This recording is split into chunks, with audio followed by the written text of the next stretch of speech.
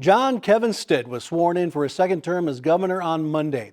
We have team coverage of the event, which took place in the south lawn of the state capitol in front of an estimated crowd of about 2,000 people. Security was tight, but the weather was good, sunny with temperatures in the high 50s. We begin with Capitol correspondent Jason Doyle's recap of the governor's second inaugural address and the reaction to the priorities he laid out. Jason? Rich, Governor Stitt outlined his focus for the next 4 years and his continued push to make Oklahoma a top 10 state.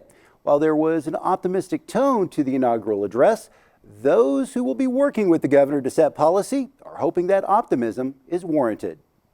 That I will faithfully discharge my duties. That I will faithfully discharge my duties. As governor of the great state of Oklahoma. As governor of the great state of Oklahoma. To the best of my ability. To the best of my ability. So help me God. So help me God. Your second term of office has commenced. Congratulations. Thank you. Thank you. When Governor Stitt first came into office in 2019, the state of Oklahoma was facing major financial issues. When I took office 4 years ago, the state was in the throes of another downturn. We were emerging from year after year budget shortfalls and a government in disarray from political finger pointing and shifting blame. Spending sprees in the good years left us vulnerable in the down years. In short, government was not working, it was not generating the promises of certainty and stability for the people of Oklahoma. Since then, the state has stabilized its finances through work by the governor and the legislature that set the stage for Stitt's second term. And we will continue our march to the top. It will come by building a strong economy, an education system that prepares all children for success, a limited government that is accountable for generations to come, and a culture that respects and protects each person's constitutional right to fairness, family, and freedom of faith. Stitt noted the state is growing and going in the right direction now. The great American dream has endured in this state. And now, more than ever before, people are looking to Oklahoma as the place to find opportunity and to live freely. Oklahoma has become one of the most desirable states in the nation to live, to work, and to raise a family. In fact, new census data released last week now ranks Oklahoma as top 10 in states with highest net migration. So you have a lot of people who share Oklahoma values moving in from California, moving in from Arizona, moving from those states. So I was excited to see him acknowledging that in his remarks, because we are growing and we have to grow the right way. Senator Shane Jett is a supporter of Governor Stitt and believes he will be effective in his second term as governor. I think we're going to see a more conservative side of the Stitt administration. I think we're going to see a little more policy that it may be more controversial coming out this time, because now we're not looking at re-election. As your governor, I cast a vision for a turnaround that would put Oklahoma on a journey to be viewed nationwide as a top 10 state. House Democrat leader Representative Cindy Munson heard nothing in Stitt's address that took her off guard. There were not any surprises, in my opinion. Munson feels that something was missing while Stitt lauded the state's more secure financial footing.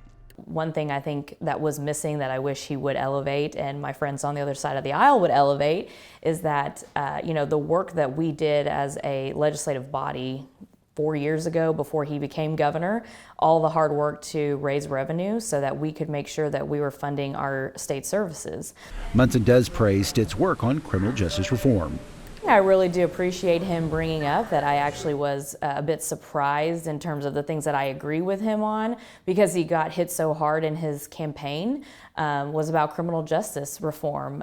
There were quite a few measures that came out of the legislature that he signed into law that helps folks who are formerly incarcerated to get back into the workforce so they can provide for themselves and their families. She believes criminal justice reform is an area the governor, Republicans, and Democrats can work together to continue to improve. I have no doubt that, since I've been in the legislature, now I guess we can count 8 years, Republicans and Democrats have been pretty good on the issue.